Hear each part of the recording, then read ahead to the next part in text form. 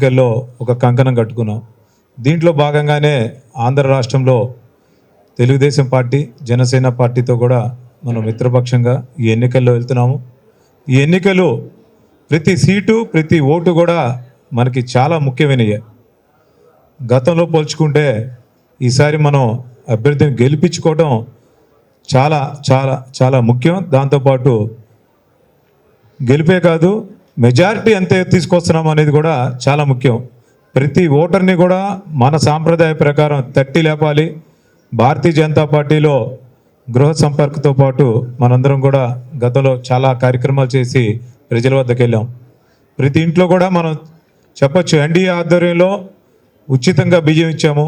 NDA ప్రభుత్వం ఆధ్వర్యంలో అంటే ఇప్పుడు తెలుగుదేశం, జనసేన కూడా మనతే కలిసి ఉంది కాబట్టి మన కేంద్ర ప్రభుత్వ పథకాలన్నీ కూడా ఎన్డీఏ భాగస్వాములు చేసినాయే.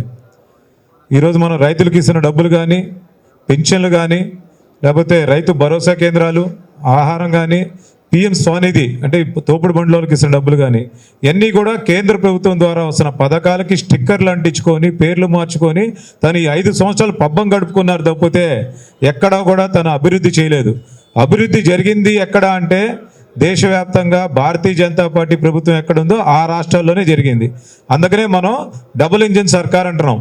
డబుల్ ఇంజిన్ సర్కార్ అంటే కేంద్రంలో ఏ ప్రభుత్వం అయితే ఉంటుందో రాష్ట్రంలో కూడా అదే భాగస్వామ్యంతో ప్రభుత్వం ఉండాలి.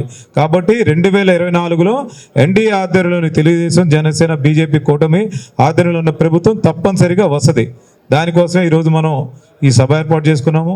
దీంట్లో భాగంగా మనందరం కూడా సమావేశం ఏర్పాటు చేసుకొని దీని గురించి కూడా అన్ని చర్చించుకోవడానికి మనందరం ముఖ్యంగా మనందరం కూడుకున్నాం. కాబట్టి ఈ యొక్క సమావేశం తర్వాత కూడా ముఖ్యులందరూ కూర్చొని మాట్లాడుకుంటాం. నాకు ఈ అవకాశం ఇచ్చినందుకు ధన్యవాదాలు తెలుపుతున్నాను.